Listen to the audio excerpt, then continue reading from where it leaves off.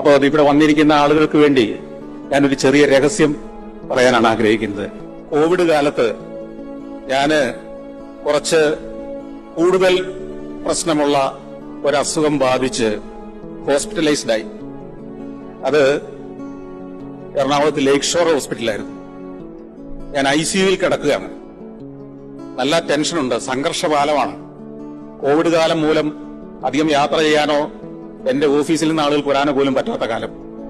ഒരു ദിവസം ഒരു വിളി കേട്ട് ഞാൻ കണ്ണു തുറക്കുമ്പോ ICUവിന്റെ വാതക്കൽ യൂസഫ് അലി സാർ നിൽക്കുന്നു. മാസ്ക് കെട്ടി, ശരീരമാകെ നമുക്കറിയാം കോവിഡിനെ പ്രതിരോധിക്കുന്ന വസ്ത്രങ്ങളൊക്കെ ധരിച്ച് അദ്ദേഹം ആ ദിവസങ്ങളിൽ എറണാകുളത്തുണ്ടായിരുന്നു. അദ്ദേഹം കാണാൻ വന്നിരിക്കുന്നു.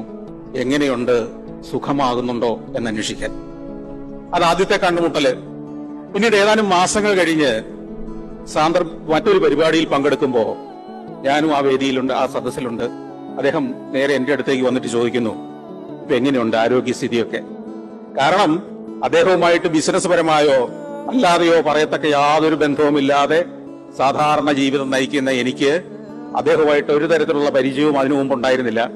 ആ സദസ്സിലിരിക്കുന്ന എന്റെ അടുത്തേക്ക് വന്നിട്ട് ചോദിക്കുകയാണ്, എങ്ങനെയുണ്ട്, രോഗമൊക്കെ ഭേദമായോ, എല്ലാം ഭംഗിയായില്ലേ? അപ്പൊ ഇനി അബുദാബിയിലേക്ക് വരുമ്പോ ഒന്ന് കാണണം. ഞാൻ അബുദാബിയിലേക്ക് ചെല്ലുന്നതിന് മുമ്പ് ശ്രീ നന്ദകുമാറിനെ കോണ്ടാക്ട് ചെയ്തു. അദ്ദേഹം പറഞ്ഞു ഓഫീസിലേക്ക് വരണം. ഓഫീസിൽ ചെന്നപ്പോ അദ്ദേഹത്തിന്റെ സീനിയർ ആളുകളെ കൂട്ടി എങ്ങനെയാണ് ലുലു പ്രവർത്തിക്കുന്നത്, ലുലുവിന്റെ ഇത്രയേറെ മാളുകളും സ്ഥാപനങ്ങളും എങ്ങനെയാണ് അബുദാബിയിലെ ഹെഡ്ക്വാർട്ടേഴ്സിലിരുന്ന് യൂസഫ് അലി സാറ് അദ്ദേഹത്തിന്റെ ഫിംഗർ ടിപ്പിൽ വിവരങ്ങൾ കിട്ടുന്ന മട്ടിൽ പ്രവർത്തിക്കുന്നതെന്നുള്ള അദ്ദേഹത്തിന്റെ IT സെൽ ഉൾപ്പെടെ കൊണ്ടുവന്ന് കാണിച്ചു. എന്നിട്ട് പറഞ്ഞു, ഇന്നിവിടെ വെച്ച് നമുക്ക് അധികം സംസാരിക്കാൻ നേരമില്ല, അതുകൊണ്ട് നമുക്കൊരു കാര്യം ചെയ്യാം. നമ്മള് ഇപ്പൊ ഷാർജയിലേക്ക് ഞാൻ പോകുന്നുണ്ട്, നമുക്ക് വിമാനത്തിൽ ഒന്നിച്ചിരിക്കാം, ഒന്നിച്ചങ്ങ് യാത്ര ചെയ്യാം. ഈ വിമാനത്തിലേക്ക് കയറി, അദ്ദേഹത്തിന്റെ പ്രൈവറ്റ് ജെറ്റിൽ കയറി ഞങ്ങള് യാത്ര പുറപ്പെടുകയാണ്. യാത്ര പുറപ്പെടുന്നതിന് മുമ്പ് അദ്ദേഹം പറഞ്ഞു, ഏത് യാത്രയ്ക്ക് മുമ്പ് നമ്മളൊന്ന് പ്രാർത്ഥിക്കണം. ആ പ്രാർത്ഥനയുടെ അർത്ഥം ഇതാണ്.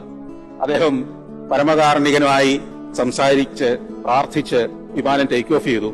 അധികം താമസിയാതെ കുറെ നേരം ഞങ്ങൾ പല കാര്യങ്ങൾ സംസാരിച്ചു. ഞാനതൊക്കെ ദൃശ്യങ്ങൾ പകർത്തിയെടുക്കുന്നുണ്ട്. ഇത് കഴിഞ്ഞ് അദ്ദേഹം പറഞ്ഞു, നമുക്ക് അല്പം ഭക്ഷണം കഴിക്കാം. ഭക്ഷണം എല്ലാം ഒരുക്കി വെച്ചിട്ടുണ്ട്. ഭക്ഷണം കഴിക്കുന്നതിലേക്ക് ചെല്ലുന്നു. എന്നെ അത്ഭുതപ്പെടുത്തിയത് എന്താണെന്നറിയോ? ഞാൻ ഈ ദുബായിൽ ചെല്ലുമ്പോ നന്ദകുമാറിനറിയാം, ഈ കേരളത്തിന്റെ നാടൻ ചായ, നാടൻ പഴംപൊരി, നാടൻ പരിപ്പുവടയൊക്കെ കിട്ടുന്ന സ്ഥലങ്ങൾ അന്വേഷിച്ച് പോയി ഭക്ഷണം കഴിക്കും. ഈ വിമാനത്തിൽ നിങ്ങൾ വിശ്വസിക്കില്ല, അദ്ദേഹം കഴിക്കാൻ ഒരുക്കി വെച്ചിരിക്കുന്നത് ഒന്നാം തരം പഴംപൊരി, വട, കൊഴുക്കട്ട, ഇലയട. വിശ്വസിക്കില്ല. സന്തോഷ് ജോർജ് കുളങ്ങര എന്ന് പറയുന്നത് നമുക്കറിയാം, MA യൂസഫ് അലിയുടെ സാമ്രാജ്യവും അദ്ദേഹത്തിന്റെ മലിപ്പവും മഹത്വവും ഒക്കെ വെച്ച് ഞാൻ ഒരു സാധാരണ മാധ്യമപ്രവർത്തകൻ മാത്രം. പക്ഷേ ഈ വിമാനത്തിൽ കൊണ്ടുപോകുമ്പോ ഈ മനുഷ്യന് എന്താണ് കഴിക്കാൻ താല്പര്യമെന്നറിഞ്ഞ് ആ വിമാനത്തിൽ ആ ഭക്ഷണം ഒരുക്കി വെക്കാൻ, ആ കരുതലോടെ പരിചരിക്കാൻ, ആ കരുതലോടെ വിളമ്പിത്തരാൻ അദ്ദേഹം കാണിക്കുന്ന ശ്രദ്ധ, ഓരോ ചെറിയ കാര്യത്തിലും ഓരോ വ്യക്തിയുടെ കാര്യത്തിലും, എന്നെ പോലൊരാള് വളരെ പരിചിതനല്ലാത്ത ഒരു വ്യക്തിയോട് പോലും അദ്ദേഹം കാണിക്കുന്ന ഈ ശ്രദ്ധയും സൂക്ഷ്മതയും അത് രാഷ്ട്രത്തലവന്മാരിലേക്ക് വരെ എത്തുന്നു എന്നതാണ് അദ്ദേഹത്തിന്റെ വിജയത്തിന്റെ രഹസ്യം.